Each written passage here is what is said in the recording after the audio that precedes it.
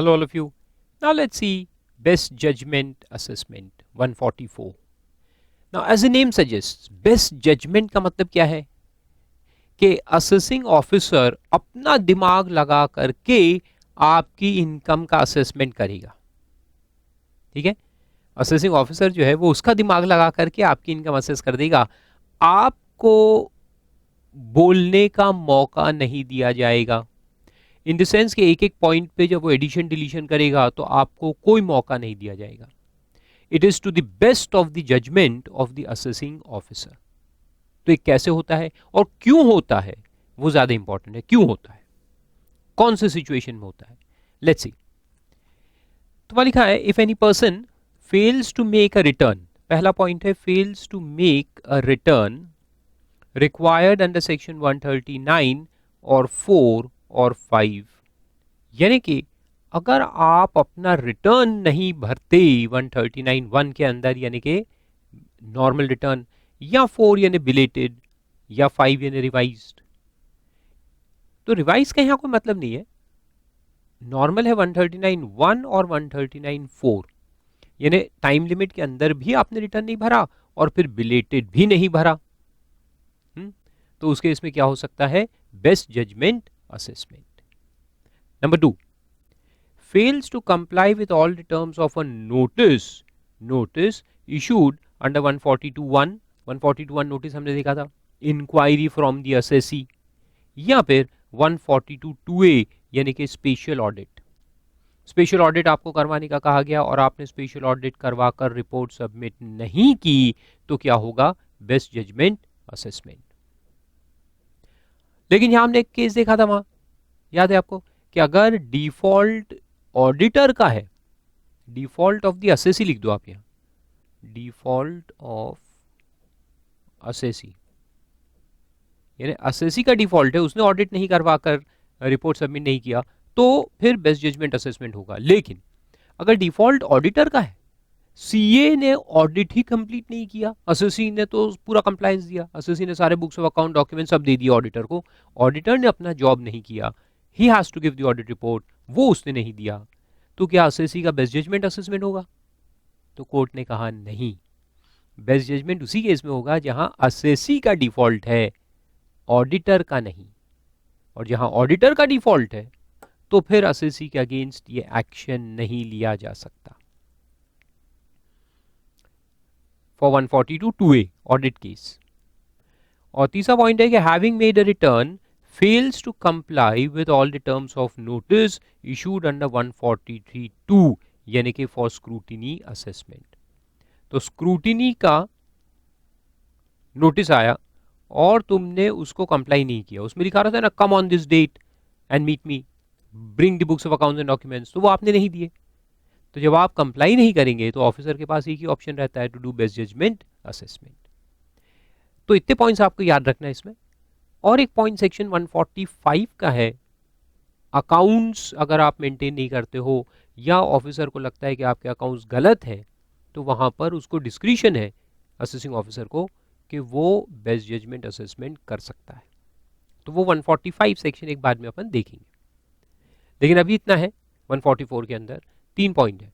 Return नहीं भरना, notice 142(1) या 142(2)(a) को कंप्लाई नहीं करना, या फिर 143(2) का जो नोटिस है स्क्रूटिनी असेसमेंट वाला उसको कंप्लाई नहीं करना. तो ये तीनों सिचुएशन में क्या होगा, बेस्ट जजमेंट असेसमेंट. तो एक तो सिंपल सा क्वेश्चन ये आ सकता है कि under what circumstances best judgment assessment can be done. तो लिखेंगे in these three situations as mentioned in 144(1), या फिर वो चौथा जो सिचुएशन है 145 वाला वो भी आप लिखेंगे. तो आगे देखो फिर बेस्ट जजमेंट कैसे होता है वो दिया है. The AO assessing officer after taking into account all relevant material which he has gathered, जो उसके पास है, कहां से गैदर किया उसने, उसके जो इंक्वायरीज किए उसने उससे गैदर किया. शाल यानी करना ही पड़ेगा, मैंडेटरी है. After issuing a show cause notice and giving the assessee N opportunity of being heard. अब ये जो है आफ्टर से लेके हर्ड तक, इसमें ब्रैकेट लगाओ, इसका मीनिंग अपन देखते हैं, बताता हूं मैं कैसे होता है ये. make an assessment of the total income or loss to the best of his judgment and determine the sum payable on the basis of such assessment. Sum payable underline करो, sum payable. और refund due दिख रहा है क्या? और refund due दिख रहा है? नहीं दिख रहा ना, इंपॉर्टेंट है, तो वहां लिख दो no refund can be granted. No refund can be granted under best judgment assessment. 143(1) जो समरी असेसमेंट था उसमें रिफंड है. 143(3) जो स्क्रूटिनी असेसमेंट है उसमें भी रिफंड मिल सकता है, लेकिन बेस्ट जजमेंट में रिफंड नहीं मिल सकता. अंडरलाइन कर दो. यानी अगर बेस्ट जजमेंट असेसमेंट में आपकी इनकम कम हो रही है और आपका एडवांस टैक्स वगैरह ज्यादा भरा हुआ है तो वो आपको रिफंड हरगिज नहीं देगा. ऑफिसर क्या बोलेगा कि यार मेरा जजमेंट खराब है, आपने एडवांस टैक्स इतना भरा है तो आपका वाकई में इतना टैक्स होगा ही, इसलिए तो भरा है आपने, तो मैंने जो बेस्ट जजमेंट किया वो शायद गलत होगा, तो उसको निल असेसमेंट करके क्लोज करेगा. बेस्ट जजमेंट को निल बता देगा, रिफंड कभी नहीं देगा. Understand this point. Never refund, no refund will ever be granted in 144. ठीक है. दूसरा पॉइंट अंडरलाइन करो, make the assessment of best of his judgment. तो बेस्ट ऑफ हिज जजमेंट जो वर्ड है ना उसको अंडरलाइन करो और जजमेंट वर्ड के नीचे लिख दो एस्टिमेशन. एस्टिमेशन. तो यहां बेस्ट ऑफ द जजमेंट जो बोला है कि compute the income, assess the income और loss to the best of his judgment means to the best of his estimation depending upon whatever documents and details are available with him.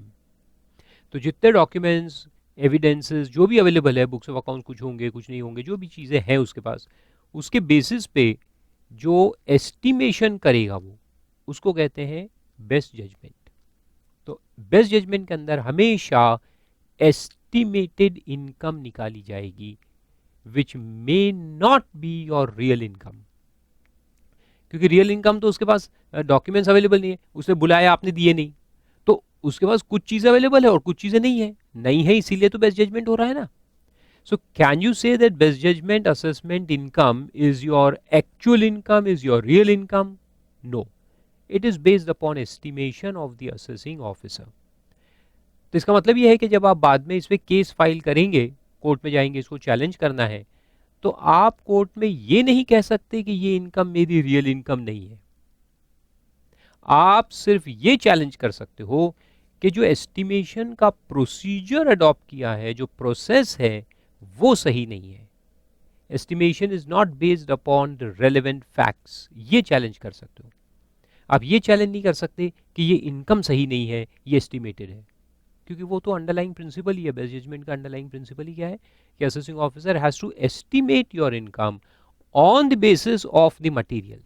यहाँ जो लिखा है ना, after taking into account all relevant material, तो ये material और estimation ये दोनों का लिंक है.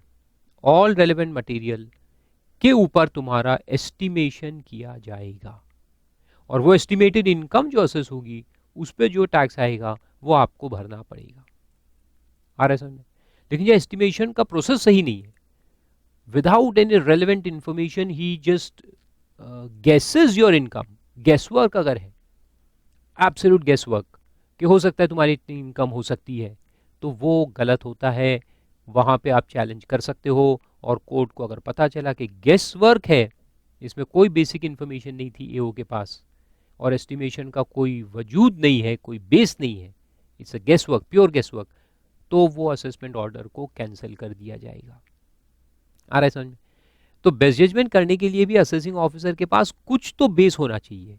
सम information he must possess on the basis. जैसे उसके पास कैश बुक आ गया है, लेजर आ गए हैं, सारी इंफॉर्मेशन नहीं है लेकिन कुछ तो है, सेल्स के फिगर तो है कि आपका सेल्स इतना हुआ साल में. फिर वो एस्टिमेट कर लेंगे आगे, ठीक है तुम्हारे पास्ट रिकॉर्ड्स के हिसाब से तुम्हारा प्रॉफिट मार्जिन अराउंड 10 to 15% आता है, तो उसी बेसिस पे इस साल का भी एस्टिमेट कर लेगा. इतना सेल्स है तो तुम्हारा प्रॉफिट मार्जिन 10 to 15% के बीच में कहीं तो भी होना चाहिए, तो उसने 12.5% एज्यूम कर लिया. दैट इज गुड, वो गुड है, उतना एस्टिमेशन सही है. फिर तुम कहोगे नहीं मेरा तो प्रॉफिट एक्चुअल में इस साल सिर्फ 4% ही आया, तो वो कोर्ट एक्सेप्ट नहीं करेगा. कोर्ट के अगर है तो होता तो तुम जाके कंप्लाई करते ना, ये क्यों कंप्लाई नहीं किया, दैट्स योर फॉल्ट। तो अब तुमको 12.5% इनकम पे टैक्स पे करना ही पड़ेगा। तो अगर वो 12.5% जो उसने एस्टिमेट किया उसका कोई बेस है उसके पास, for example your past records, पिछले सालों के जो फिगर्स है, तो उसमें तुम्हारा मार्जिन अराउंड 10 to 15 के बीच में रहता है, तो उसका एवरेज करके उसने इस साल इनकम निकाल ली, और सेल्स के फिगर तुम चैलेंज नहीं कर सकते क्योंकि वो सही है, उतना सेल्स तो है तुम्हारा, तो फिर ये 12.5% जो इनकम निकाली गई है वो भी सही मानी जाएगी and you will not be allowed to challenge it. तो तुम प्रोसेस को चैलेंज करो, इनकम को नहीं। आया समझ में? Very good. तो सर इसको कहते हैं बेस्ट जजमेंट। और अब वो जो बीच में हमने ब्रैकेट लगाया उसका मतलब समझाता हूं। वहां जो लिखा है after issuing show cause notice and giving assessee a reasonable opportunity of being heard, तो वो क्या है, वो कौन सी अपॉर्चुनिटी है? तो वो ऐसा है, देखो वो ऐसा है कि बेस्ट जजमेंट में ये प्रॉब्लम आया, this was the problem because of which the best judgment is happening, है ना।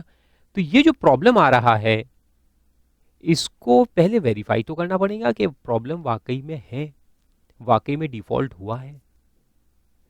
हाँ, तो देखो एक कहानी सुनाता हूं, उससे फिर ये समझ में आ जाएगा आपको। 143(2) का नोटिस यानी स्क्रूटनी असेसमेंट का नोटिस एओ ने असेसी को भेजा, शक्ति कपूर ने नोटिस बनाया 143(2) में और नाना पाटेकर को भेजा कि 11 सितंबर को तुम मेरी ऑफिस में आ जाना सुबह 11 बजे। 11 सितंबर सुबह 11 बजे तुमको मेरी ऑफिस में आने का है for audit purpose, I mean से फॉर स्क्रूटिनी असेसमेंट पर्पस। अब 11 सितंबर को सुबह 11 बजे शक्ति कपूर अपने कैबिन में बैठा है और इंतजार कर रहा है नाना पाटेकर के आने का। 11 बज गए, नाना नहीं आया। 12 बज गए, नाना नहीं आया। 1 बज गया, नाना नहीं आया। 3 बज गए, फिर भी नाना नहीं आया। 4 बज गए, ऑफिस क्लोज करने का टाइम हो गया और डिपार्टमेंट, गवर्नमेंट डिपार्टमेंट जल्दी ऑफिस बंद होता है।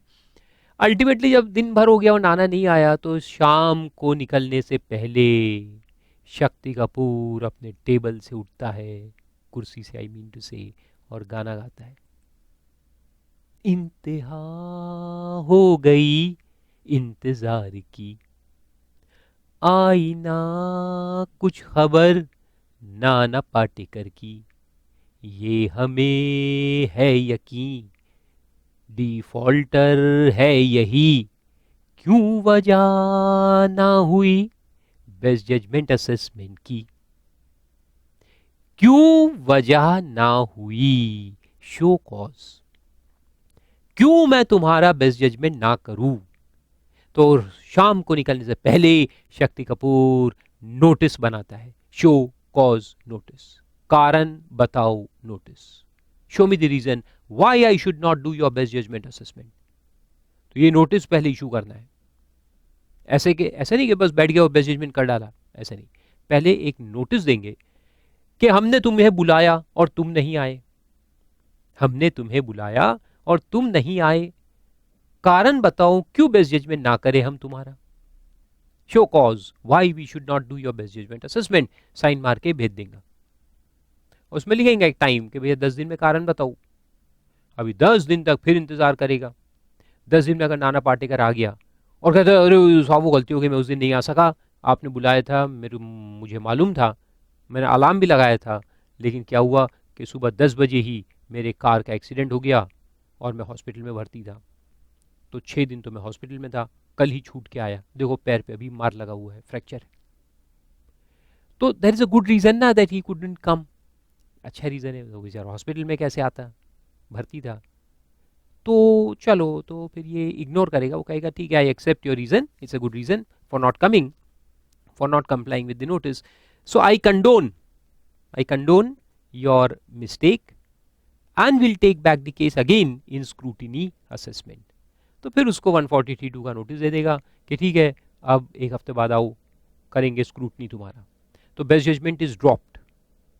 तो ये शो कॉज नोटिस देने का पर्पस क्या है कि ये जो रीजंस है उसको एक मौका तो दो भाई प्रूफ करने का कि भाई क्यों तुमने इसको कंप्लाई नहीं किया, कंप्लायंस नहीं करने का रीजन क्या था।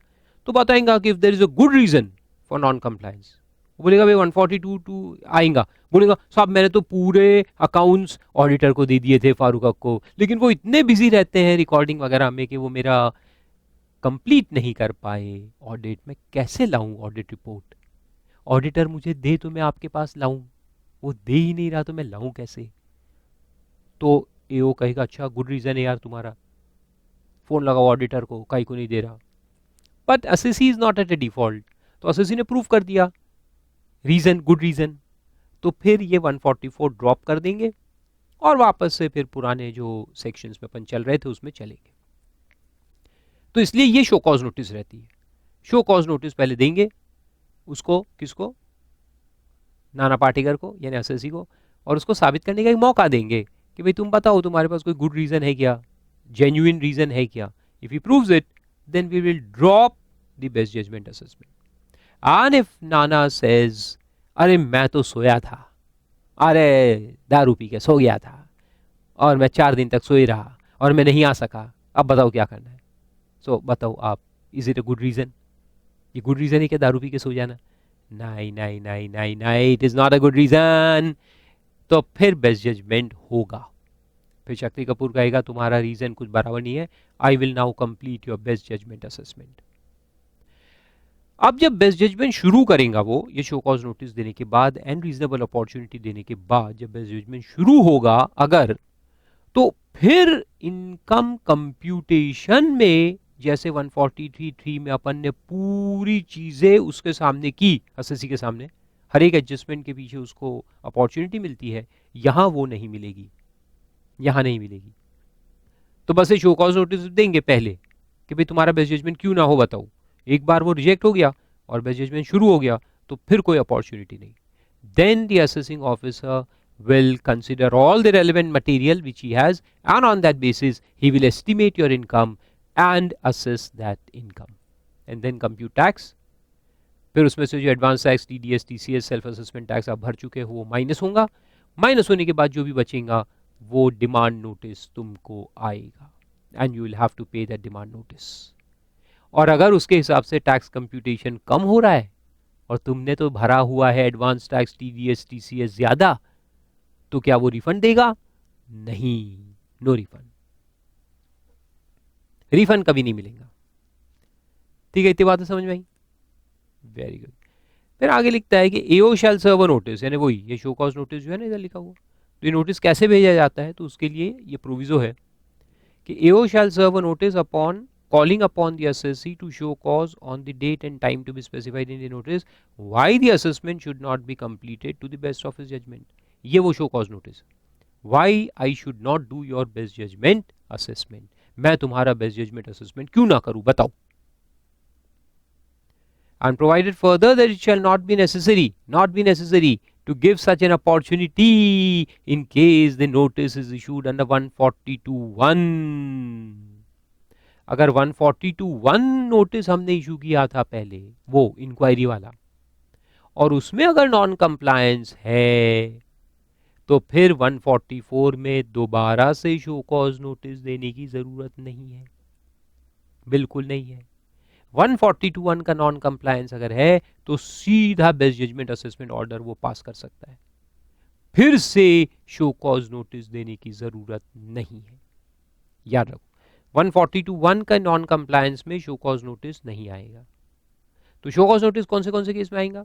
शो कॉज नोटिस से पहले वाले केस में आएगा 139(1)(4)(5) में तुमने रिटर्न नहीं भरा, यानी तुमने रिटर्न ही नहीं भरा इस साल, तो क्या वो सीधा बेस्ट जजमेंट कर डालेगा? नहीं, वो पहले तुम्हें शो कॉज नोटिस देगा कि भाई शो कॉज करो कि तुमने रिटर्न नहीं भरा तो मैं तुम्हारा बेस्ट जजमेंट क्यों ना करूं। फिर तुम जाके बताओगे साहब मत पूछो साहब, इस साल हमें भारी लॉस है, ये सरकार ने डिमोनेटाइजेशन लाया, फलाना लाया, ढिमकाना लाया, हमारा पूरा बिजनेस बंद हो गया, हमको इस साल सिर्फ 25,000 की इनकम हुई है, और आपका सेक्शन 139 कहता है कि अगर हमारी इनकम बेसिक एग्जेम्पशन से नीचे है जीटीआई तो हमें रिटर्न भरने की जरूरत नहीं है, इसलिए हमने नहीं भरा, सिर्फ 25,000 की इनकम है। अच्छा लॉस भी होता तो भर देते कैरी फॉरवर्ड करने के लिए, यहाँ तो लॉस भी नहीं है, इनकम है लेकिन इतनी कम है कि बेसिक एग्जेम्पशन से भी कम है, hence we have not filed a return. तो क्या आप इस केस में बेस्ट जजमेंट करेंगे? नहीं, एओ एक्सेप्ट कर लेगा कि हाँ ठीक है, ऐसा केस है क्या, चल ठीक है, ठीक है, will not do your best judgment assessment. तो 130 ये वाले वायोलेशन में शो कॉज नोटिस देने का है। दूसरे में देखो दो है, 142(1) एंड 142(2)(a). इसमें 142(2)(a) का वायोलेशन में तो अपन शो कॉज नोटिस देंगे, लेकिन 142(1) वाले केस में शो कॉज नोटिस नहीं देंगे। यहां पे नो शो कॉज नोटिस, 142(1) का अगर वायोलेशन है फिर शो कॉज नोटिस देने की जरूरत नहीं है, you can directly make best judgment assessment. लेकिन 142(2) है, ऑडिट वाला केस है तो देंगे, और 143(2) स्क्रूटनी असेसमेंट में वो नहीं आया, जैसे एग्जांपल दिया, इंतहा हो गई इंतजार की, उसमें शो कॉज नोटिस देना पड़ेगा। तो ये बाकी सब केस में show cause notice has to be given, show cause notice has to be given, show cause notice has to be given. लेकिन 142(1) में शो कॉज नोटिस नहीं दिया जाएगा। आया समझ में? तो ऐसा है, ये सिंपल सा सेक्शन है। और time limit for passing of order अपन देखेंगे 153(1) में दिया है, कितने टाइम में ऑर्डर पास होगा। दिस इज सेम एज 143(3), दोनों का टाइम सेम रहता है, 143(3) एंड 144, लेकिन ये अपन पढ़ेंगे 153(1) के अंदर। So that is best judgment assessment, very simple one. उसके कुछ केस लॉज देखते हैं फिर। Assessing officer should be guided by rules of justice, equity and good conscience। देखो गेसवर्क है, थोड़ा बहुत एस्टिमेशन है, लेकिन एस्टिमेशन में एकदम ही आर्बिट्ररीली नहीं चलने का। एकदम वो चिट्ठी बना दी 50 लाख, 1 करोड़, 2 करोड़, 5 करोड़, और जो चिट्ठी निकली उतनी तुम्हारी इनकम, ऐसे असेस करेंगे क्या? नहीं नहीं नहीं नहीं नहीं, ये आर्बिट्ररी हो गया, आर्बिट्ररीली नहीं चलने का। या उसका पिछले साल 60 लाख था तो इस साल भी 60 लाख होगा, ऐसा नहीं, ऐसा नहीं। That is not a good way of estimation. तो इसने वाली क्या देखो, in making best judgment assessment, the assessing officer does not possess absolute arbitrary authority. Does not possess, यानी एओ के पास absolute arbitrary authority नहीं है to assess any figure he likes. Although he is not bound by strict judicial principles, he should be guided by rules of justice, equity and good conscience. यानी सही logic लगाने का है। Then specific finding is necessary where there is no finding that the ITO by the ITO that there has been any non-compliance of clause EBC of 144, the order of best judgment assessment should be struck down even if there was valid service of notice under 131 and there had been non-compliance with terms of such notice। ये 131 अपन बाद में देखेंगे, एक section है 131, एक तुम्हारे search अपन जब पढ़ेंगे ना, सर्च एंड सीजर, उसमें आएगा। तो 131 का वायोलेशन है ना, इज 131 प्रिस्क्राइब्ड अंडर 144? 144 में ये कवर्ड है क्या? नोटिस ऑफ 131 का वायोलेशन नहीं है, it is not covered by 144 subsection 1A, B और सी, कहीं भी कवर्ड नहीं है ना, ये नॉट कवर्ड है, इसलिए उसमें बेस्ट जजमेंट नहीं हो सकता। तो बेस्ट जजमेंट अगर करना है तो फाइंडिंग, पहले असेसिंग ऑफिसर ने फाइंडिंग लिखना पड़ता है वो शो कॉज नोटिस दे करके कि we find that there is a violation of 139 non filing of returns, 142(1), 142(2)(a और 143(2). दैट्स इट, बस इतने वायोलेशन है तो पहले फाइंडिंग लिखोगे वायोलेशन है और फिर बेस्ट जजमेंट हो सकता है। Unless you record this finding they can not be best judgment assessment. और 131 में तो हरगिज नहीं हो सकता, अगर 131 का वायोलेशन है तो उसमें बेस्ट जजमेंट नहीं हो सकता। फिर एक केस है कि 144 provision applies to reassessment proceedings under 147 also. 147 अपन पढ़ेंगे उस वक्त ये समझाऊंगा मैं, वेरी इंटरेस्टिंग ये केस लॉ है और इम्पॉर्टेंट भी है कि 144 के जो प्रोविजंस है वो 147 में भी लगते हैं। अभी कुछ नहीं समझ में आएगा आपको मैं क्या बोल रहा हूँ, लेकिन इसको मार्क करके रख दो कि 144 अप्लाइज इन 147 ऑल्सो। बस अभी रट लो, 144 applies in 147 also. In fact 143 and 144 ये दोनों 147 में अप्लाई होते हैं। ये इसका मतलब क्या है ये मैं आपको 147 में समझाऊंगा। ओके, अभी नहीं समझ में आएगा, उसको रहने दो। Then estimate must be honest and fair. तो देखो कोर्ट मैंने आपको समझाया ना, सुप्रीम कोर्ट भी वही कह रहा है कि एस्टिमेशन तो है, 144 मीन्स एस्टिमेशन, एस्टिमेशन तो होगा नो डाउट, लेकिन ऑनेस्ट एंड फेयर होना चाहिए, on the basis of relevant information होना चाहिए, पास्ट रिकॉर्ड्स को देखते हुए होना चाहिए, like GP ratio, net profit ratios in the past, उसको देखते हुए होना चाहिए, आर्बिट्रेरी नहीं होना चाहिए। तो यहाँ भी वही लिखा है, the authority making best judgment assessment must make an honest and fair estimate of the income of the assessee, and though arbitrariness cannot be avoided, थोड़ा बहुत तो रहेगा in such an estimate, the same must not be capricious, यानी एकदम ही arbitrary नहीं होना चाहिए, wild guess नहीं होना चाहिए, but should have a reasonable nexus, यानी link to the available material and circumstances of the case।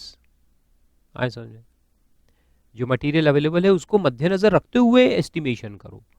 Estimation का मतलब ही आर्बिट्ररी है, मगर उसका भी कोई बेस तो होना चाहिए। Then guesswork should not be wild, देखो लिखा है guesswork should not be wild but reasonably connected to available material. वेलुकुड टी का केस है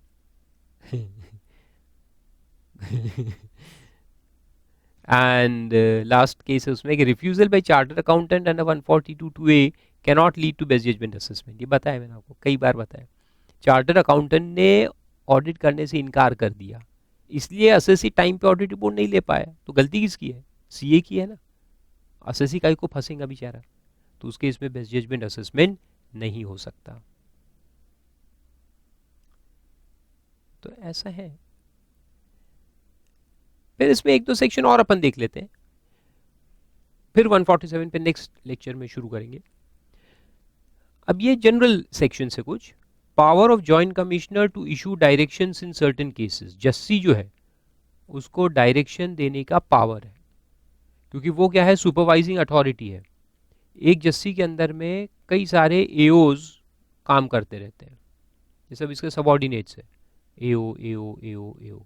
तो ये जस्सी का काम क्या है कि इनको सुपरवाइज करते रहना कि वो अपने ऑडिट का काम बराबर कर रहे हैं कि नहीं, ऑडिट एंड आई मीन से असेसमेंट, ऑडिट ही निकलता है साला, चार्टर्ड अकाउंटेंट है ना अपन, तो उसके असेसमेंट का काम बराबर चल रहा है कि नहीं, उसको कोई प्रॉब्लम तो नहीं आ रहा, तो ये सब, और फिर प्रॉब्लम आया तो डायरेक्शन देने का, तो ये काम वो करते रहता है।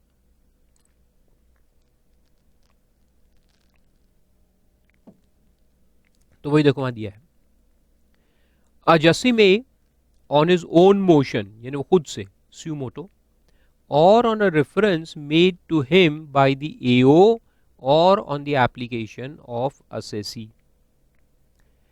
तो ये AO एक assessee का ऑडिट कर रहा है, यार ये साला क्या हो गया आज, ऑडिट ऑडिट वर्ड निकल रहा है, असेसमेंट कर रहा है, AO एक assessee का असेसमेंट कर रहा है, लाइक ये शक्ति कपूर है और नाना का असेसमेंट कर रहा है।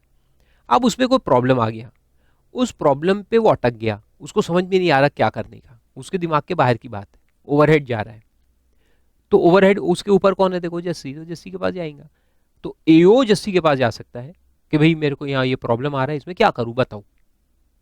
या नाना पाटेकर जो है असेसी, वो भी जस्सी के पास जा सकता है, अगर नाना इसके सामने गाना गा रहा है, किसके सामने, एओ के सामने शक्ति कपूर, और शक्ति कपूर सुन ही नहीं रहा, यानी उसकी बात नहीं सुन रहा, उसे सारे लॉजिक बता दिए, सारे केस लॉज लेके आ गया कि देखो ऐसा करने का, लेकिन शक्ति मान ही नहीं रहा, बोलते नहीं मैं शक्ति को कपूर हूँ, मैं जो चाहूंगा वो करूंगा, अरे ऐसा थोड़ी होता है।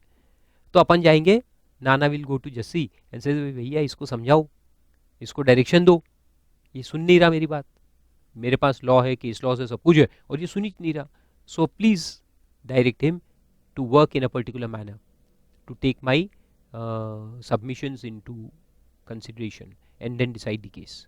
तो अपन भी जा सकते हैं जस्सी के पास। और तीसरा है जस्सी खुद अपने बीच में आ सकता है, यानी हमारा असेसमेंट चल रहा है, जस्सी ऊपर से देख रहा है, अगर उसको लगता है कि ये असेसमेंट में डायरेक्शन देना जरूरी है तो वो खुद आकर डायरेक्शन दे सकता है। तो तीन चीजों पे आएगा, वो खुद आएगा अपनी मर्जी से, या एओ के रेफरेंस के ऊपर, या असेसी के बुलाने के ऊपर। ठीक है, तो 3 पॉइंट, ऑन हिज ओन,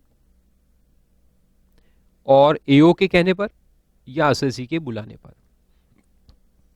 तो अब करेंगे कैसे, देखो, कॉल फॉर, बुलाएंगा सारे डॉक्यूमेंट्स वगैरह, call for and examine the record of any proceeding in which the assessment is pending, and if he considers that having regard to nature of the case or the amount involved, or for any other reason it is necessary or expedient so to do, he may issue such directions as he thinks fit for the guidance of the AO. AO को guide करने के लिए वो directions issue करेगा, अगर उसको ज़रूरत महसूस हुई तो नेसेसरी और एक्सपीडियंट यानी वही ज़रूरत महसूस होने पर। So if justice feels that it is required to give direction, then he will give the direction. Simple. To enable him to complete the assessment, and such direction shall be important, shall be binding on the AO. Jassi का direction एओ पे binding है, यानी एओ फिर उसके खिलाफ नहीं जा सकता, डायरेक्शंस को इग्नोर नहीं कर सकता। जो डायरेक्शन है उसको अप्लाई करना ही करना पड़ेगा। और इसलिए फिर प्रोविजो में लिखा है कि अगर ये डायरेक्शन प्रीजुडिशियल टू असेसी है, प्रीजुडिशियल टू असेसी यानी असेसी के खिलाफ अगर जा रहा है डायरेक्शन, तो पहले असेसी को अपॉर्चुनिटी ऑफ बीइंग हर्ड देना पड़ेगा। कौन देगा? जस्सी। जस्सी पहले असेसी को बुलाएगा और कहेगा मैं ऐसा डायरेक्शन क्यों ना दूं एओ को, ये तुम्हारे खिलाफ बात होने वाली है, तो मैं तुमको बता रहा हूं कि मैं तुम्हारे खिलाफ एक डायरेक्शन दूंगा और एओ फिर उसको अप्लाई करेगा। तो तुमको कोई ऑब्जेक्शन है क्या? ऑब्जेक्शन है तो पहले ही बताओ। तो असेसी अपनी बात जस्सी के सामने रखेगा, प्रूव करेगा कि भाई ऐसा डायरेक्शन मत दो, it is not a good direction, है ना। तो इसलिए reasonable opportunity of being heard देना जरूरी है। कौन से केस में? अगर डायरेक्शन प्रीजुडिशियल टू असेसी होगा। तो इसे यहाँ लिखा है, देखो, provided that no direction which are prejudicial to assessee shall be issued before an opportunity is given to assessee to be heard. यानी असेसी को हियर करने के बाद तुम डायरेक्शन दे सकते हो, लेकिन without giving opportunity such directions can not be issued. नहीं तो वो तो असेसी के खिलाफ हो जाएगा ना, क्योंकि एओ फिर आगे बोलेगा, एओ बोलेगा भैया मेरे मैच कुछ नहीं कर सकता, ऊपर से डायरेक्शन आया मेरे को तो ऐसा करना ही करना है। तो जो जस्टिस मिलना चाहिए असेसी को, जो अपॉर्चुनिटी मिलनी चाहिए, वो नहीं मिलेंगी to prove him. Then power can be executed suo motu, एक केस दिया है कृष्णन का, N Krishnan, that since the IAC now deputy commissioner, पहले इनकम टैक्स असिस्टेंट कमिश्नर होते थे, has power under 144A to issue directions either suo moto or on a reference to the application of SSE. He may suo moto issue directions whenever he finds it necessary to do so in regard to matters relating to assessment. If directions are issued by him on matters not arising from the reference, such directions emanate from his suo moto power under 144A. वो ये उसको suo moto power है ही देने का, तो यहाँ लिखा है कि वो करेक्ट है, even if no reference was made. Assessing officer नहीं गया था उसके पास, लेकिन उसे डायरेक्शन दिया, कोई बात नहीं, सही है, it is still good because he has suo motu right to issue directions. तो यहाँ पे नाउ डेप्यूटी कमिश्नर लिखा है, but now it is JC joint commissioner of income tax who has this power. फिर आता है reference to commissioner in certain cases, section 144BA। अब ये जो सेक्शन है ये गार से रिलेटेड है, जनरल एंटी अवॉइडेंस रूल्स, ठीक है। ये अपन बाद में पढ़ेंगे, इंटरनेशनल टैक्स में ये आएगा कॉन्सेप्ट, उसमें आपको डिटेल में समझ में आएगा कि क्या है, अभी ब्रीफ में समझाता हूँ। टैक्स अवॉइडेंस के लिए हम क्या करते हैं कि कुछ अरेंजमेंट्स करते हैं।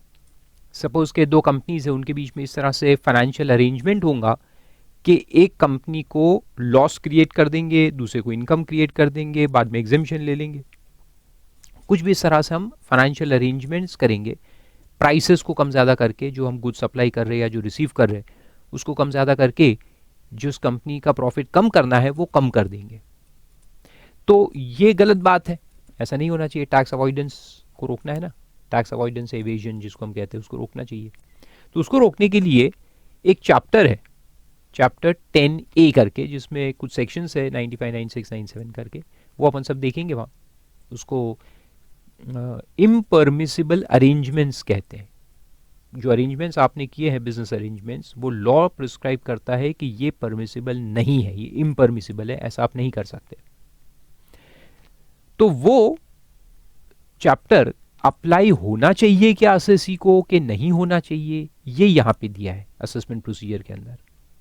तो वो अपन देखते हैं। चैप्टर अभी नहीं पढ़ेंगे, कितने टाइप के इम्परमिसिबल एग्रीमेंट्स है और वो सब डिटेल्स अपन वहाँ पढ़ेंगे इंटरनेशनल टैक्स के अंदर। यहाँ हम सिर्फ ये देख रहे हैं इस सेक्शन के अंदर कि अच्छा वो सेक्शंस है और उसके अंदर फिर ये रूल्स है कॉल्ड एज गार, जनरल एंटी अवॉइडेंस रूल्स। तो सेक्शंस और उसके रूल्स, तो ये असेसी को अप्लाई होने चाहिए कि नहीं होने चाहिए, ये यहाँ पे दिया है। ओके, तो वो अपन पढ़ते हैं अभी। देखो, if the AO at any stage of the assessment or reassessment proceedings before him, assessment के अंदर या reassessment के अंदर, assessment में 143, 144 या reassessment 147, जो भी उसके सामने चल रहा है, उसके अंदर अगर उसको लगता है before him, having regard to the material and evidence available, considers that it is necessary to declare an arrangement as an impermissible avoidance arrangement. वो असेसमेंट कर रहा है, जब वो रिकॉर्ड्स को बुला के चेक करते रहता है तो उसको लगता है कि यार ये कुछ अरेंजमेंट्स है जो इम्परमिसिबल डिक्लेयर होने चाहिए। ठीक है, तो फिर वो क्या करेगा? And to determine the consequences of such an arrangement within the meaning of chapter 10A, then he may make a reference to the commissioner in this regard. तो AO जो असेसमेंट कर रहा है उसको लगता है कि इस केस में कुछ इम्परमिसिबल अरेंजमेंट्स है जिनको चैप्टर 10A लगना चाहिए, तो वो कमिश्नर को रिपोर्ट कर देगा। He will make a reference to the commissioner. अब कमिश्नर क्या करेगा?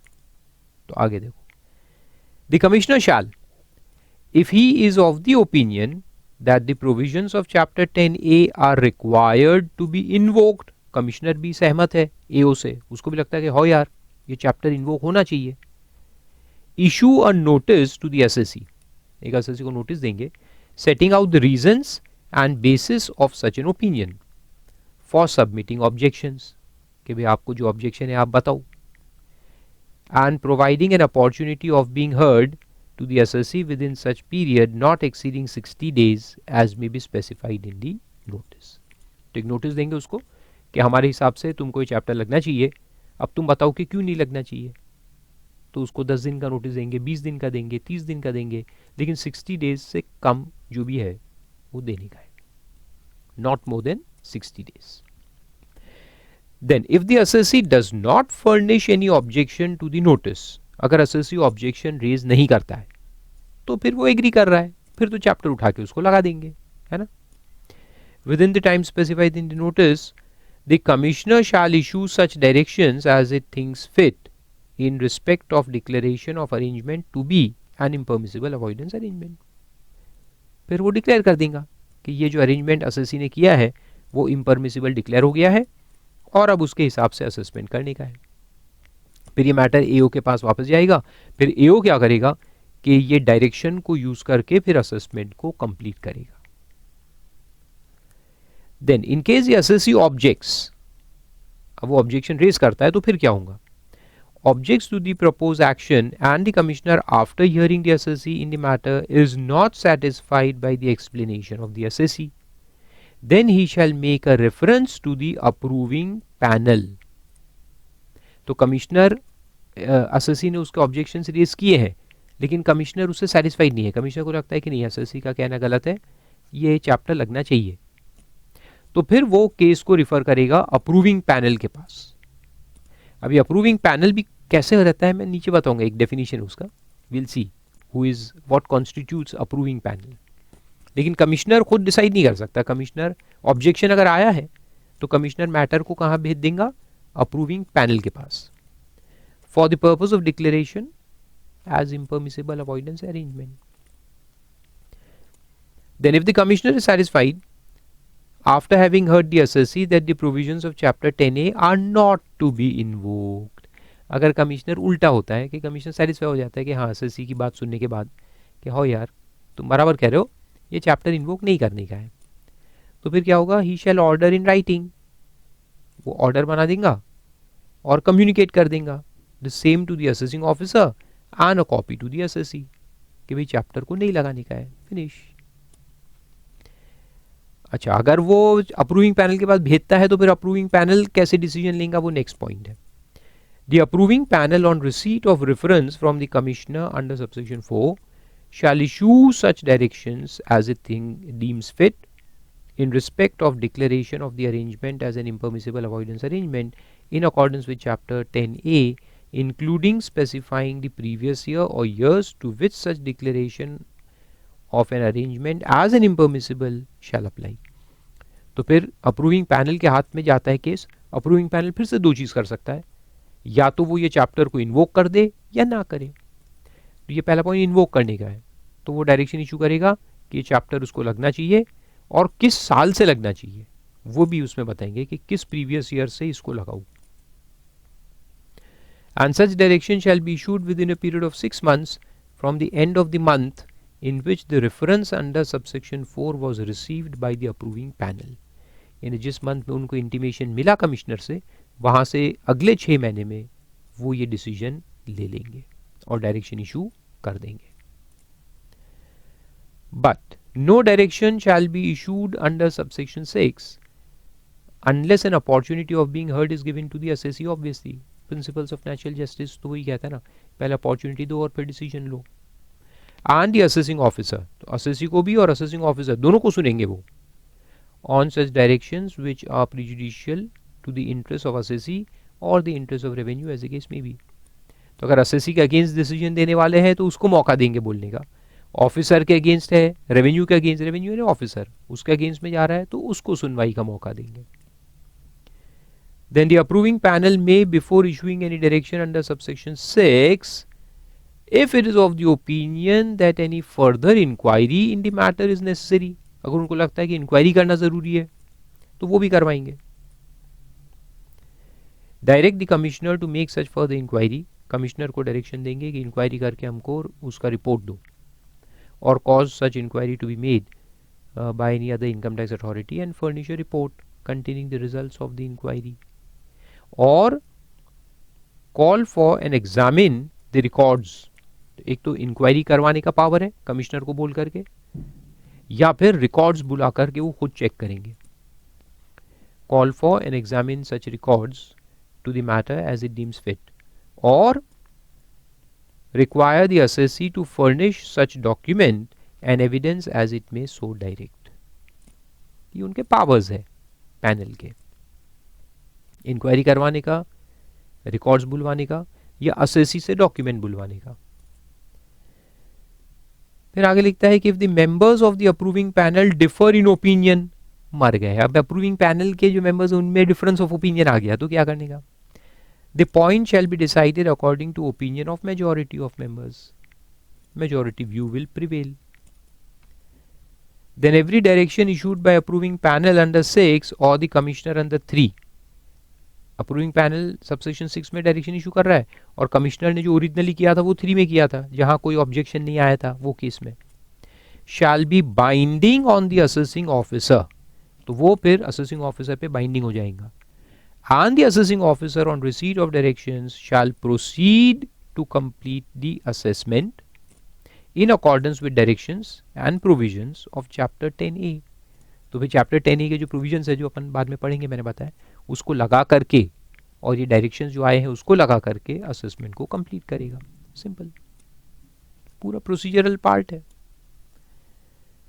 And if any direction issued under 6 specifies that declaration of the arrangement as impermissible avoidance arrangement is applicable for any previous year to which proceedings referred to under subsection 1 pertains, then the assessing officer, while completing any assessment or reassessment proceedings of the assessment year relevant to such other previous year, shall do so in accordance with the directions and provisions of 10A, and it shall not be necessary for him to seek fresh direction on the issue of the relevant assessment year। यानी ये क्या है कि एक साल का assessment चल रहा था, फिर ये मैं उसको लगा एओ को कि भैया इसमें इम्परमिसिबल अवॉइडेंस एग्रीमेंट लगना चाहिए, चैप्टर 10 लगना चाहिए, तो उसने कमिश्नर को भेजा, कमिश्नर ने फिर उसको बोला कि इसको लगाओ, और इस साल तो लगाओ लेकिन और पहले या बाद में साल से भी लगाओ। तो फिर सवाल ये आया कि वो जो दूसरा असेसमेंट ओपन करेगा, एक साल का तो चल ही रहा था कि उसको तो लगा ही देगा, लेकिन कमिश्नर ने या फिर पैनल ने बोला है कि इसको और एक साल पहले से लगाओ, तो वो और एक साल पहले का फिर केस ओपन करेगा ना, उसको नोटिस देगा, फिर उसका भी स्क्रूटनी ओपन करेगा, ये रीअसेसमेंट ओपन करेगा। तो वो जब ओपन करेगा तो वापस से डायरेक्शन लेने की जरूरत है क्या? नहीं, क्योंकि डायरेक्शन तो ऑलरेडी आ चुका है। So he need not go again to commissioner to seek direction, ऐसा लिखा है। Not be necessary to seek direction for that assessment year, the other assessment year. Then no order of assessment reassessment shall be passed by the assessing officer without prior approval of commissioner। ये भी है कि अगर ये chapter लगा है और chapter लगने के बाद फिर वो असेसमेंट जब करेगा तो असेसमेंट ऑर्डर पास करने के पहले उसको अप्रूवल लेना पड़ेगा कमिश्नर का, ठीक है। Without commissioner approval the order can not be passed, जहां पे डायरेक्शन आ चुका है। और आखिरी में कहता है कि सीबीडीटी जो है shall for the purpose of this section constitute the approving panel. मुझे देखा था ना अप्रूविंग पैनल, तो अप्रूविंग पैनल कितना लोगों का रहेंगे, देखो, consisting of not less than 3 members, 3 member या उससे ज्यादा मेंबर्स का अप्रूविंग पैनल बनेगा। और उसमें कौन कौन लोग रहेंगे? Being income tax authorities not below the rank of commissioner, तो एक आध कमिश्नर या चीफ कमिश्नर लेवल का ऑफिसर रहेगा, and an officer of Indian legal service not below the rank of joint secretary to the government of India। ILS officers जो रहते हैं Indian legal service के, not below the rank of joint secretary to the government of India. तो एक ILS का joint secretary और commissioner level के लोग या चीफ कमिश्नर लेवल के जो लोग हैं वो इसमें रहेंगे, और 3 या उससे ज़्यादा मेंबर्स रह सकते हैं, 3 से कम नहीं। तो इस तरह से है इम्परमिसिबल अवॉइडेंस अरेंजमेंट अगर डिक्लेयर करना है तो उसका प्रोसीजर क्या है, सिंपल है। फिर उसके बाद आ जाओ 144C, reference to dispute resolution panel. बड़ा इंटरेस्टिंग है ये डिस्प्यूट रेजोल्यूशन पैनल। अब ये क्या है कि जहां डिस्प्यूट्स अराइज होते हैं between the assessee and the officers, उसको रिजॉल्व करे। अगर हम पहले ही रिजॉल्व कर ले तो, अच्छा सॉरी इसका थोड़ा सा बैकग्राउंड समझाता हूँ। एक अपन ये इस्तेमाल करते हैं, एक फ्रेज है इंग्लिश में, precaution is better than cure. जैसे हेल्थ वाइज अपन पहले बोलते हैं कि भाई आप हेल्थ अच्छा रखो, रोज सुबह जॉगिंग करो, वॉकिंग करो। मैं भी आपसे कहता हूँ कि आप अपनी हेल्थ पे ध्यान दो। All students are also required to maintain a good health in order to have good brain power, है ना। तो ये जरूरी है ना, ऐसा थोड़ी कि बाद में आप परेशान हो गए और बिल्कुल डाउन हो गए और फिर गोली खा रहे, विटामिन की गोली, फिर ये गोली, फिर वो गोली, फिर डायबिटीज की गोली, फिर साला ब्लड प्रेशर की गोली, फिर हार्ट की गोली। अरे ये सब नहीं खाने का, गोली खाने की जरूरत क्या है? पहले एक्सरसाइज करो, be fit, and if you are fit you will not face problems in life. Health issues arise नहीं होंगे, दवाई खाने की जरूरत नहीं पड़ेगी। Precaution is better than cure. Now same thing applies here in income tax. Assessment होगा, assessment अपने खिलाफ हुआ तो फिर अपन अपील में जाते हैं, फिर अपील में लंबा टाइम लगता है, पहले कमिश्नर अपील्स, फिर उसके बाद ट्राइब्यूनल, फिर उसके बाद हाई कोर्ट, फिर सुप्रीम कोर्ट, 20-25 साल निकल जाते हैं। और कितना पैसा खर्च होता है उस पर आपको मालूम है? ये लॉयर करो, वो लॉयर की फीस आजकल कितनी होती है। साला टैक्स तो पेएबल था 50,000 और इतने साल झगड़ा किए कि लॉयर्स की फीस हो गई 5 लाख बल्कि उससे ज़्यादा, ये तो मिनिमम कह रहा हूँ 5 लाख। तो ऐसा ये फिर गवर्नमेंट का भी टाइम वेस्ट होता है, आपका भी टाइम वेस्ट होता है, कोर्ट का भी टाइम वेस्ट होता है, और अल्टीमेटली गवर्नमेंट को श्योरिटी नहीं है कि हम केस जीतेंगे और पैसे वसूल होंगे कि नहीं। तो it's a big waste of money. The whole law process is a big waste of money, time, everything and resources. तो उसको अवॉइड करने के लिए प्रिकॉशन का ये सेक्शन है, appeals is cure, this is precaution. तो यहां पे बोला है कि यार काई को जाने का झगड़े में, अपन पहले ही मिलके उसको सेटल कर लेते ना, पहले ही आपस में असेसिंग ऑफिसर असेसिंग मिलके अगर उसको डिसाइड कर ले तो अच्छी बात है, काई हो जाने का अपील में। तो ये उसके लिए गवर्नमेंट ने लाया है, to avoid appeals later on. तो क्या कहता है देखो, डिस्प्यूट रिजॉल्व, अभी रिजॉल्व कर लेते, आपस में मिल बैठ के रिजॉल्व कर लो ना, थोड़ा तुम दे दो, थोड़ा माफ कर देते, जो भी है, let's resolve the issue right now, you are happy, I am happy, you will pay tax, I will receive tax, done, matter close. ना तुम अपील में जाओगे, ना मैं अपील में जाऊंगा, ना तुम दिमाग खराब करोगे, ना मैं दिमाग खराब करूंगा, मैटर ओवर। तो देखो ये वर्क कैसे होता है, कौन से असेसीज को अलाउड है इस सेक्शन के अंदर आना, किन लोगों के लिए है, आई मीन टू से ये सेक्शन, और इसका प्रोसीजर क्या होता है, रेजोल्यूशन का प्रोसीजर क्या है। Let's see all this points. तो देखो डिस्प्यूट रेजोल्यूशन पैनल का पहले डेफिनेशन दिया है, मींस अ कॉलेजियम यानी collection of 3 CITs constituted by the board for this purpose, board यानी CBDT। तो CBDT 3 लोगों का पैनल बनाएगा, 3 लोग कौन होंगे, CIT लेवल के ऑफिसर्स होंगे, सारे कमिश्नर लेवल के ऑफिसर्स हैं जो इस पे रहेंगे, यानी 3 कमिश्नर्स। लेकिन हिंदी में कहावत है, 3 तिगाड़ा काम बिगाड़ा, 3 गाय को रखा है, या 2 रखते, 4 रखते, 5 रखते, अगर इवन फिगर नहीं, इवन में प्रॉब्लम क्या आता है कि अगर एक ओपिनियन में अगर डिफरेंस आ जाए तो प्रॉब्लम है, इसलिए ऑड रखते हैं, ताकि कोई भी तरह से 2:1 का तो आ ही जाएगा ओपिनियन। तो 5 रखते ना, साला 3 गाय को रखा, 3 तिगाड़ा काम बिगाड़ा। खैर जाने दो। सेकेंड पॉइंट है, who can apply to DRP, कौन लोग जा सकते हैं, क्या आप और मैं जा सकते हैं। Let's see, the following can apply to DRP, any person in whose case the variation referred to in subsection 1 arises as a consequence of the order of TPO under 92 CA3। TPO यानी transfer pricing officer, ये अपन international taxation के topic में पढ़ेंगे इसको।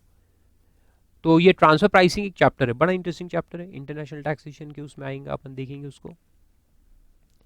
Old coast new coast दोनों को पढ़ने का ही टॉपिक ट्रांसफर प्राइसिंग। उसमें एक TPO रहता है, ट्रांसफर प्राइसिंग ऑफिसर, उसको वैल्यूएशन रिफर किया जाता है। अभी आपको समझेगा नहीं, बस इतना रखो, उसको वैल्यूएशन के लिए रिफर किया जाता है। अगर वो केस हुआ है तो अपन DRP के पास जा सकते हैं, ठीक है। ट्रांसफर प्राइसिंग ऑफिसर को अगर अपॉइंट किया गया है फॉर डिटर्मिनेशन ऑफ प्राइस, तो वहां पे फिर अपन DRP में जा सकते हैं। उसके अलावा फॉरेन कंपनीज जो है, foreign companies who do business in India, they can go for DRP, जैसे कि सिटी बैंक है, डॉइश बैंक है, all foreign banks, then other foreign companies like LG and all, उनको अगर वो प्रॉब्लम है तो वो जा सकते हैं। अब प्रोसीजर क्या होगा देखो, the AO shall forward a draft of the proposed order of assessment to the eligible assessee. तो ड्राफ्ट ऑर्डर पहले बनाया जाएगा, ड्राफ्ट यानी ऑर्डर यानी वही 143 144, तो 144 में नहीं लेकिन 147 से, तो ड्राफ्ट ऑर्डर बनेगा, स्क्रूटनी असेसमेंट का ड्राफ्ट ऑर्डर, और वो पहले आपको देगा कि आपको एक्सेप्टेबल है क्या, देखो मैंने इतने एडजस्टमेंट किया आपके केस में, डू यू एग्री, आपको एक्सेप्टेबल है कि नहीं बताओ। तो देखो टू एलिजिबल असेसी वो देगा। If he proposes to make any variation in the income और loss return which is prejudicial to the interest of assessee, यानी आपकी रिटर्न में आपने 40 लाख इनकम दिखाया था और उसने 20 लाख इनकम को ऐड कर दिया है, या कुछ एक्सपेंसेस डिसअलाउ कर दिए हैं, तो इनकम ऑटोमेटिकली बढ़ गया है। So this assessment is going to be prejudicial to your interest, prejudicial यानी अगेंस्ट योर इंटरेस्ट, तो वो तुमको ड्राफ्ट बताएगा। लेकिन अगर ऑर्डर तुम्हारे फेवर में है, उल्टा अगर हो रहा है, तुमने इनकम बताई 40 लाख, ये वो कह रहा है भाई पागल गलती से 40 बताया बे, तेरी इनकम तो 30 लाख है, तो उससे 10 लाख से कम कर दिया, तो तुमको अपॉर्चुनिटी देगा क्या टू एक्सेप्ट और नॉट टू एक्सेप्ट। अरे ऑब्वियसली यू विल एक्सेप्ट, तो वहां ये ड्राफ्ट नहीं दिया जाएगा, he will pass the order. लेकिन अगर ये प्रीजुडिशियल है जो कि नॉर्मली होगा, तो वो तुमको एक पहले ड्राफ्ट दिखाएगा कि ड्राफ्ट है, तुम पढ़ लो इसको, और बताओ मुझे कि तुम एग्री करते हो कि नहीं करते हो। फिर देखो, the eligible assessee shall within 30 days of the receipt of the draft order file his acceptance of the variations by the assessing officer or file his objections if any with DRP and AO। यानी तुम्हारे पास कितने दिन का time है? 30 दिन का time है। With in 30 days of receipt of the draft order what you do is either you accept, अगर आप एक्सेप्ट कर लेते हो कि हाँ ठीक है इतने वेरिएशन मेरे को चलते हैं, क्योंकि तुमको तो मालूम है कि एक्चुअल में तो मैंने 80 लाख का घपला किया है, इन लोगों ने 10 लाख ही ऐड की है, लेट्स एग्री कर लेते, तो तुमने एग्री कर लिया तो अच्छी बात है, एग्री कर लोगे तो वो अपना जो ड्राफ्ट ऑर्डर है उसको फाइनल कर देंगे। दूसरा है ऑब्जेक्शन, तुम कहोगे नहीं मैं एग्री नहीं करता, ऐसे कैसे तुमने मेरी 10 लाख रुपए इनकम बढ़ा दी, सरासर गलत है।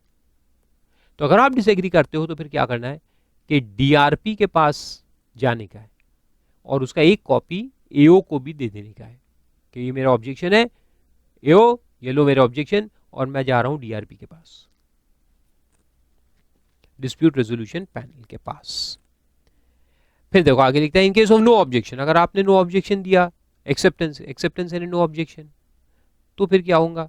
The AO shall complete the assessment on the basis of the draft order if the assessee intimates his acceptance of variation or no objections are received within 30 days।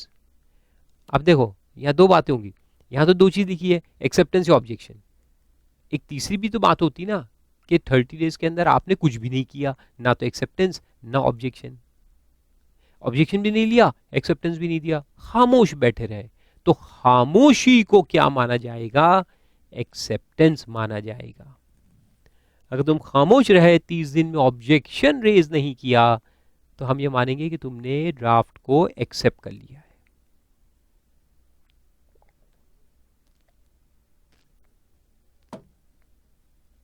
आए समझे? तो देखो जहां तुमने एक्सेप्ट कर लिया या ऑब्जेक्शन नहीं लिया तो वहां पे क्या होगा? He will finalize the order, complete the assessment. Such order shall be passed within 1 month from the end of the month in which the acceptance is received or the period of 30 days expires। जैसे यहां पे उसने तुमको draft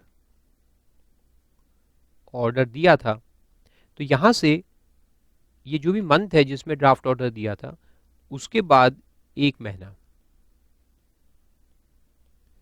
draft order जिस दिन दिया वहां से 1 महीना नहीं देखेंगे, ये जिस मंथ में है, मान लो कि ये जनवरी में उसने तुमको ड्राफ्ट ऑर्डर दिया, तो ये अपन देखेंगे 1 मंथ यानी फरवरी एंड, तो फरवरी एंड तक फिर उसने इसको फाइनलाइज कर देने का है। Assessment will be finalised, completed, closed. फिर चलते ऑब्जेक्शन। जब ऑब्जेक्शन लोगे तो क्या होगा? तो देखो the DRP shall in case where any objection is received under subsection 2 issue such directions as it thinks fit for the guidance of AO to enable him to complete the assessment. Such direction shall be issued after considering the following। देखो अब DRP क्या है कि तुमको direction, एओ को direction देगा कि भाई ऐसा ऐसा करने का है तुमको। असेसी का ऑब्जेक्शन है, हमने उनको भी समझ लिया, हमने तुम्हारे ड्राफ्ट ऑर्डर को भी देख लिया, और दोनों को देखने के बाद हम तुमको ये डायरेक्शन दे रहे हैं कि ऐसा करो। तो क्या रहेगा वो, क्या क्या चीज़ों को कंसिडर करना है? Draft order, objections file by SSC, evidence furnish by SSC, उसके फेवर में जो एविडेंसेस उसने सबमिट किए है वो देखेंगे, report if any of assessing officer, valuation officer, transfer pricing officer और एनी अदर अथॉरिटी। वैल्यूएशन वगैरह का कोई केस है तो वैल्यूएशन ऑफिसर का रिपोर्ट होगा, एओ ने जो इन्वेस्टिगेशन किया उसका रिपोर्ट होगा, ट्रांसफर प्राइसिंग ऑफिसर का भी हो सकता है इंटरनेशनल उसके अंदर ट्रांजैक्शंस में, तो वो सबको भी कंसिडर करेंगे। Then records relating to draft order, evidence collected by और caused to be collected by it, and result of any inquiry made by और caused to be made by it यानी डीआरपी। तो डीआरपी इंक्वायरी भी करवा सकता है या खुद भी कर सकता है, तो उस इंक्वायरी का जो रिजल्ट आएगा उसको भी कंसिडर किया जाएगा। और ये सब चीजों को कंसिडर करने के बाद वो अपने डायरेक्शंस बनाएंगे और डायरेक्शंस देंगे एओ को। एओ शक्ति कपूर तुम सुनो, ये चीजों को मद्देनजर रखो और फिर तुम्हारा ऑर्डर कंप्लीट करो। Then DRP may confirm, reduce or enhance the variations proposed in the draft order. Obviously confirm कर सकता है, reduce भी कर सकता है, enhance भी कर सकता है. However, it shall not set aside any proposed variation or issue any direction for further inquiry and passing of the assessment order. ये दो चीज वो नहीं कर सकते DRP, क्या कि सेट असाइड नहीं कर सकते। सेट असाइड यानी कि उसको खारिज नहीं कर सकते। कंफर्म करेंगे, रिड्यूस करेंगे, एनहांस करेंगे, लेकिन ऑल टुगेदर उसको उड़ा नहीं सकते। तो एओ ने जो एडजस्टमेंट्स प्रपोज किए हैं उसको डीआरपी कम कर सकता है, बढ़ा भी सकता है, उड़ा नहीं सकता। याद रखो, दे कैन नॉट सेट असाइड। या वो ये नहीं कह सकते कि अच्छा ये करो और फर्दर इंक्वायरी करो और फिर ऑर्डर पास करो, ये नहीं। फर्दर इंक्वायरी करके करो, ऐसा नहीं। जैसे आपने एग्जाम दिया तो मैं कहूँगा अच्छा अच्छे से पढ़ाई करो फिर एग्जाम दो। अरे तुम कहोगे सर हमने एग्जाम दिया है, आप बताओ पास हुआ कि फेल हुआ। फालतू बात मत करो कि फिर पढ़ो फिर एग्जाम दो। नो नो, अभी हमने पेपर लिखाना, बताओ पास करे कि फेल करे, ये बताओ। तो एओ भी कहता है भैया मेरे को करना क्या है वो डायरेक्शन दो, ऐड करूं माइनस करूं क्या करूं, ये मत बोलो कि फर्दर इन्वेस्टिगेशन करो। Then explanation. एक्सप्लेनेशन कहता है कि for removal of doubts it is hereby declare that the power of DRP to enhance the variation shall include and shall be deemed to always have included the power to consider any matter arising out of the assessment proceedings relating to draft order, even if such matter was not raised by the assessee. Interesting point है। Power to enhance भी है। Power to enhance का मतलब ये होता है कि assessing officer ने ड्राफ्ट ऑर्डर में लिखा कि हमने असेसी के एक्सपेंस में से 30% डिसअलाउ किया है। कुछ भी रीजन होगा, जो भी रीजन होगा कि भाई 30% पर्सनल एक्सपेंस है, हमने डिसअलाउ किया है। डीआरपी कहता है भैया 30 का को हमारे हिसाब से 50% डिसअलाउ होना चाहिए। ऐसा भी कर सकता है। DRP can enhance also. तो एलिजिबल असेसी बेचारा गया था वहां क्या मांगने अपने फेवर में, लेकिन उसके अगेंस्ट भी आ सकता है। याद रखो, अगेंस्ट भी हो सकता है। तुम गए मंदिर में दुआ करने के लिए या मस्जिद में या जहां भी कि मेरे को मार्क्स अच्छे दिला दे, हे भगवान हे खुदा मेरे को मार्क्स बढ़ा दे, मेरे मार्क्स बढ़ जाने चाहिए। ऊपर वाला सुनेगा, बोलेगा अच्छा मार्क्स बढ़ाओ, चलो इनकम टैक्स, अपने इनकम टैक्स कहता हूँ सॉरी, ICAI को फ़ोन लगाएंगे ऊपर से, पूछेंगे इसको कितने मार्क्स मिलने वाले थे। ICAI ने जवाब दिया भाई इसको पेपर के हिसाब से तो 62 आ रहे हैं। ऊपर वाला कहता है अच्छा 62, बताओ हमें पेपर बताओ। पेपर देखते हैं, कहते अरे इसको 62 कैसे दे दिए, इसको तो 32 मिलने चाहिए। इससे खराब जोक कोई हो सकता है? नहीं ना, कोई बात नहीं। लेकिन यहाँ पे ऐसा पावर डीआरपी को है। तो डीआरपी जो है वो आपकी इनकम बढ़ा भी सकता है, पेइंग मोर टैक्स। लेकिन यहां एक सवाल पैदा हुआ कि मान लो कि 6 पॉइंट ओरिजिनल ड्राफ्ट ऑर्डर में थे, हमने उस पर सिर्फ 3 मैटर पे डीआरपी के पास गए कि भाई ये 3 मैटर है, इसको आप जरा सुलझा दो। बाकी 3 मैटर पे तो अपन नहीं गए, लेकिन वो ड्राफ्ट ऑर्डर में है। अब वो 3 मैटर जिस पे हम नहीं गए, क्यों नहीं गए मालूम है? क्योंकि हमें मालूम है कि वहां जो एडजस्टमेंट एओ ने किया है वो बहुत कम किया है। हमें मालूम है कि वो कम है, हमें मालूम है कि एओ ने गलती किया, इधर उससे 10 लाख रुपए बढ़ाने चाहिए थे, उससे 2 लाख ही बढ़ाया, हमको मालूम है। इसलिए हम वो पॉइंट तो लेके जाएंगे नहीं डीआरपी में, हम वो वाले पॉइंट्स लेके जाएंगे जिसमें वो गलत है ना। ऐसे गए। अब जब डीआरपी में केस चल रहा है तो डीआरपी ने कहा यार ये चौथा पॉइंट कौन सा है जो तुम लेके नहीं आए, let me see that point. तो डीआरपी ड्राफ्ट ऑर्डर में 1 2 3 4 5 6, उसमें से पहले 3 में हम गए, तो बाकी 3 जो नहीं गए डीआरपी बोलेगा अरे यार इस पे तुम क्यों नहीं आए, ये 2 लाख एडिशन क्या दिख रहा है, निकालो निकालो बुक्स निकालो, डॉक्यूमेंट निकालो। सब चेक करने के बाद पता लगता है अरे साला ये तो 2 लाख डिसअलाउ किया, इसमें तो 10 लाख होना चाहिए। तो क्या डीआरपी उस चौथे पॉइंट पे डायरेक्शन दे सकता है क्या, जो पॉइंट हमने असेसी ने रेज नहीं किया डीआरपी के पास? क्या उस पॉइंट पे भी डायरेक्शन आ सकता है? आंसर है यस। तो वो यहां लिखा है, वो यहां लिखा है कि ये जो पावर एनहांसमेंट का है, shall include, this power shall include and shall be deemed always to have included the power to consider any matter arising out of assessment proceeding relating to draft order, even if such matter was not related, यानी not raised, sorry, not raised by the assessee. जो matter assessee ने raise नहीं किया है, लेकिन वो matter DRP को कहीं से पकड़ में आ गया, तो डीआरपी उस पे भी डायरेक्शंस दे सकता है। आया समझ में? Interesting power. Then, if the members of the DRP differ in the opinion on any point, the point shall be decided by majority. इसे तो 3 रखे ना तो 3 में क्या होगा कि 2:1 का रेशियो तो बनेगा ही बनेगा, तो जो मेजॉरिटी व्यू है वो फाइनल होगा। Then every direction issued by DRP shall be binding on the AO. DRP का ऑर्डर AO पे बाइंडिंग है। Then opportunity of being heard shall be given to assessee and the AO on such directions which are prejudicial to interest of assessee or the revenue respectively. यानी अगर assessee के खिलाफ direction जाने वाला है तो उसको opportunity of being heard देंगे। कौन देगा? DRP। और अगर AO के अगेंस्ट में जाने वाला है, रेवेन्यू के अगेंस्ट में डायरेक्शन जाने वाला है, तो AO को अपॉर्चुनिटी ऑफ बीइंग हर्ड दी जाएगी respectively. Then time for issue of direction में लिखा है कि 9 महीने within 9 months from the end of the month in which the draft order is forwarded to the eligible assessee. तो ये draft order जब तुमको मिला तो वहां से 1 महीने का टाइम तो तुम्हारे पास था जाने के लिए डीआरपी में, और जब तुम डीआरपी में गए तो यहाँ कहीं तो बीच में तुम डीआरपी में गए होंगे, तो ये ड्राफ्ट ऑर्डर का कॉपी जब तुमको मिला within 9 months from the end of the month in which the draft order is forwarded to assessee, तो ये मंथ था ना जिसमें ड्राफ्ट ऑर्डर तुमको मिला, फिर तुम डीआरपी में चले गए, तो यहीं से जहां से अपन 1 month गिनते हैं यहीं से 9 months गिने जाएंगे। तो ये 9 months के अंदर अंदर डीआरपी ने अपना डायरेक्शन दे देने का है। तो यहाँ तुम गए डीआरपी के पास, तो अब यहाँ से यहाँ तक जो भी टाइम है इसमें डायरेक्शन आ जाना चाहिए।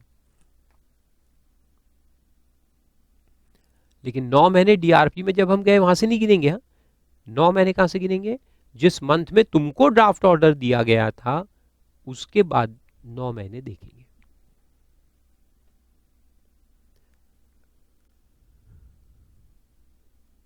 फिर आता है time for completion of assessment. अब ये डीआरपी का ऑर्डर जाएगा, डायरेक्शन जाएगा एओ के पास, फिर एओ यहाँ बैठ करके ऑर्डर बनाएगा, अपना ऑर्डर फाइनलाइज करेगा, तो वो दिया है कितने टाइम में उसको फाइनलाइज करने का है। तो लिखता है कि upon receipt of directions the AO shall in conformity with the directions complete the assessment, यहाँ से ब्रैकेट लगा दो यहाँ तक, notwithstanding anything to the contrary contained in 153। 153 में क्या है? Normal time limit for completion of assessment दिया होता है, नॉर्मल टाइम लिमिट, लेकिन यहाँ पे नॉर्मल टाइम लिमिट एप्लीकेबल नहीं है, इसलिए बोला है notwithstanding 153। यानी 153 में जो भी लिखा उससे कोई मतलब नहीं है। This assessment without providing any further opportunity of being heard to the assessee within 1 month from the end of the month in which such direction is received।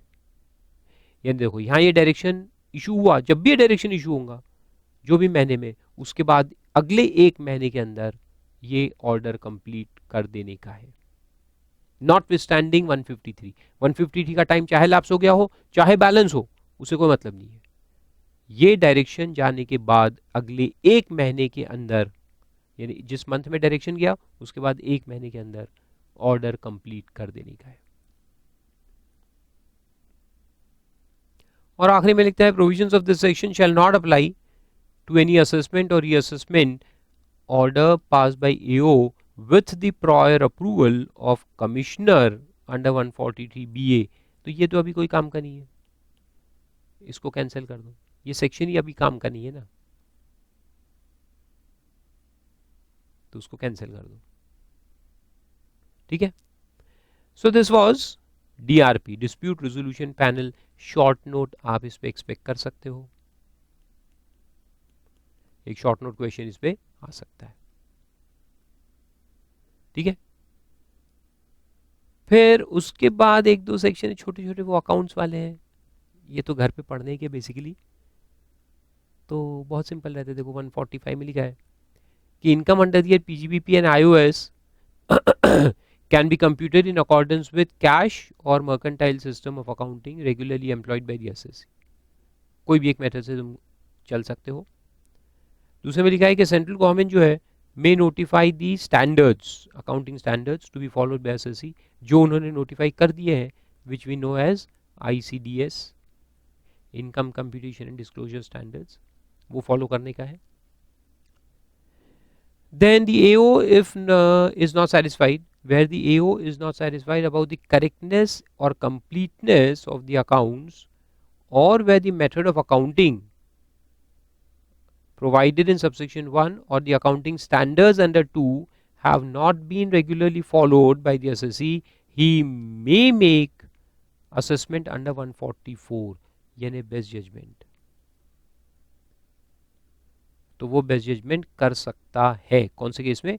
अगर करेक्टनेस या कंप्लीटनेस का सवाल है, उसको लगता है कि आपके अकाउंट्स करेक्ट नहीं है या कंप्लीट नहीं है, या फिर अकाउंटिंग स्टैंडर्ड्स को फॉलो नहीं कर रहे, तो वो ऑडिट बेस्ट जजमेंट कर सकता है। फिर उसके बाद 145A है method of accounting in certain cases. तो क्या बोलता है? For the purpose of determining the income chargeable under the PGBP, ठीक है, ये PGBP के लिए एप्लीकेबल है। The valuation of inventory, inventory जो होता है stock in trade, shall be lower of actual cost और net realisable value computed in accordance with the income computation and disclosure standard notified under 145(2) ICDS। तो ICDS के हिसाब से आपको लेना है whichever is less। ICDS हमने PGBP चैप्टर में पढ़े थे, तो उसी के लिए ये है, लोअर ऑफ एक्चुअल कॉस्ट और नेट रियलाइजेबल वैल्यू पे करना है according to ICDS। Secondly, the valuation of purchase and sale of goods or services and of inventory shall be adjusted to include the amount of any tax, duty, cess or fee by whatever name called actually paid or incurred by the assessee to bring the goods or service to the place of its location and condition as on the date of valuation। यानी उसमें tax को include करना है basically, in simple words it should be inclusive of tax. जैसे GST है या कोई भी दूसरा टैक्स, एक्साइज ड्यूटी वगैरह, तो उसको इंक्लूड करके लेना है, या इंपोर्ट किया तो कस्टम ड्यूटी लग के आया तो उसको इंक्लूड करना है। किस किस में इंक्लूड करना है? Purchase price, sale price and inventory, closing stock का भी जो वैल्यूएशन करेंगे तो उसमें टैक्स को इंक्लूड करके करने का है।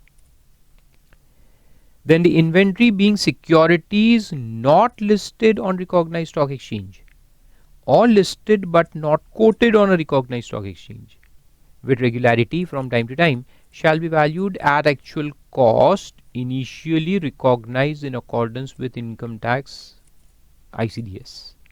तो वो भी ICDS में पढ़ा था अपन ने, सिक्योरिटीज जो लिस्टेड नहीं होते या जो लिस्टेड है लेकिन कोटेड नहीं रहते, उनका वैल्यूएशन कैसे करना। तो यहाँ लिखा है कि shall be done as per ICDS, तो इसका ICDS हमने पढ़े थे।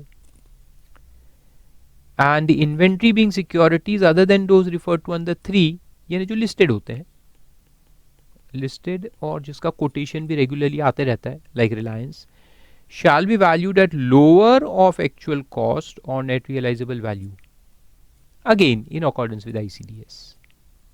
ये सब ICDS अपन पढ़ चुके हैं। Provided that the inventory being securities held by a scheduled bank or public financial institution shall be valued in accordance with ICDS after taking into account the extent guidelines issued by RBI in this regard। तो वहाँ RBI के guidelines को भी follow करना है,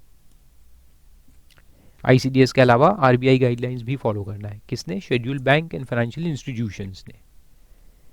Provided further that the comparison of actual cost and net realizable value security shall be made category wise, obviously यानी group करके नहीं करना, कैटेगरी वाइज करना है। ये भी हमने देखा था, उसमें डिटेल में सब पढ़ चुके अपन। और एक्सप्लेनेशन 1 में लिखा है for the purpose of this section any tax duty cess और fee under any law for the timing in force shall include all such payments notwithstanding any right arising as a consequence of such payment. Notwithstanding any right arising यानी notwithstanding that you are getting credit for it. हमें credit मिल जाता है ना, जैसे GST का credit available है, तो ITC input tax credit, तो नॉटविथस्टैंडिंग दैट यानी आपको राइट अराइज हो रहा है, उसके अलावा उससे कोई मतलब नहीं है, still you have to record them inclusive of tax. Explanation 2 में तो कोई मतलब नहीं है, उसको छोड़ दो. और फिर 145B आता है, ये सब थियोरेटिकल है, एक बार पढ़ के रखना है. Taxability of certain income notwithstanding anything to the contrary contained in 145, the interest received by an assessee on any compensation or enhanced compensation as the case may be shall be deemed to be income of the previous year in which it is received. ये अपन ने capital gain भी पढ़ा था और iOS में भी पढ़ा था. ये पॉइंट अपन ने कि जो कंपलसरी एक्विजिशन होता है, कंपलसरी एक्विजिशन में गवर्नमेंट अपने को पेमेंट करने में डिले करता है और उसका इंटरेस्ट देता है, तो वो इंटरेस्ट अपने हाथ में कब टैक्सेबल होगा, when it is received and not when it accrues. यानी कितने पीरियड का इंटरेस्ट है वो अपन नहीं देखेंगे, जब मिला तब टैक्सेबल करेंगे. Second, any claim for escalation of price in a contract और export incentives shall be deemed to be income of the previous year in which reasonable certainty of its realization is achieved. Price escalation clauses रहते हैं contract में. अब contract में तो लिखा है कि हम प्राइस एस्केलेट कर सकते हैं, अरे लेकिन सामने वाला कभी मानेगा कभी नहीं मानेगा, बहुत डिस्प्यूट भी चलते उस पर. तो जब तक के रीजनेबल सर्टेनिटी नहीं आ जाती कि मिलेगा, तब तक उसको इनकम मत मानो. सिमिलरली एक्सपोर्ट इंसेंटिव्स, हमने गवर्नमेंट से क्लेम तो किए हैं, लेकिन गवर्नमेंट देगा नहीं देगा क्या मालूम. लेकिन अगर गवर्नमेंट ने हमको लेटर लिख दिया कि हम देंगे, it is approved, your incentives are approved, तो फिर अपन उसको इनकम मान सकते हैं, उसके पहले नहीं. तो रीजनेबल सर्टेनिटी क्राइटेरिया अप्लाई होगा. थर्ड पॉइंट कहता है कि income referred to under clause 28 of 24 shall be deemed to be income of the previous year in which it is received if not charged to income tax in earlier previous years. Receipt के year में tax करो. कौन सा? Section 224 28 clause. अरे साला क्या है उसके अंदर, क्या मालूम, तो नीचे दिया है मैंने, देखो. यह है बेसिकली सब्सिडीज वाली, क्या रख दो, सब्सिडीज. 224 28 जो है वो सब्सिडी का क्लॉज है. सब्सिडीज जो मिलते हैं ना, तो वो भी जब रिसीव होंगे तब उसको टैक्स करने का है. तो वो उसमें है, देखो, assistance in the form of subsidy और ग्रांट और कैश इंसेंटिव्स और ड्यूटी ड्रॉबैक और वेवर और कंसेशन और reimbursements by whatever name called by the central government, state government or any authority or body or agency in cash or kind to the assessee other than capital subsidies. तो लिखा है other than subsidy or grant or reimbursement which is taken into account for determining the actual cost of the asset. तो actual cost of the asset में कौन सा जाएगा, जो capital subsidies है. मेरे को इन्वेस्टमेंट मशीनरी में इन्वेस्ट किया इसलिए सब्सिडी मिला, तो मशीनरी कॉस्ट से माइनस होता है ना, ये अपन ने पढ़ा था सेक्शन 43(1) में, मशीनरी कॉस्ट से माइनस होता है, तो वो इनकम माना जाएगा क्या, रेवेन्यू इनकम है क्या, नहीं, वो मशीन के कॉस्ट से माइनस होता है. तो इसलिए लिखा है अदर देन, एक ये, और दूसरा सब्सिडी और grant by the government for the purpose of the corpus of a trust और institution established by the central government और state government as the case में भी, तो वो भी इनकम नहीं होता. अगर गवर्नमेंट ने ही कोई ट्रस्ट क्रिएट किया है और उसके कॉर्पस में उन्होंने डोनेशन दिया है, सब्सिडी दिया है, तो कॉर्पस इन एसेट हो गया ना, so it becomes asset of that trust, not to be considered as income. तो ये जो दो है ये इनकम नहीं माने जाएंगे, लेकिन बाकी जो सब्सिडीज है वो रेवेन्यू सब्सिडीज होती है, वो इनकम मानी जाएंगी. तो सब्सिडी हो गया, cash incentive, duty drawback, waiver, concession etcetera etcetera, तो ये सबको इनकम कब माना जाएगा, व्हेन एक्चुअली रिसीव्ड. ओके, तो ऐसा ये सेक्शन है 145 बी, सिंपल है, 3 पॉइंट है उसके अंदर. तो यहाँ ये लेक्चर फिर अपन स्टॉप करेंगे और अगले लेक्चर बहुत ही इंटरेस्टिंग होने वाला है 147, दैट इज रीअसेसमेंट।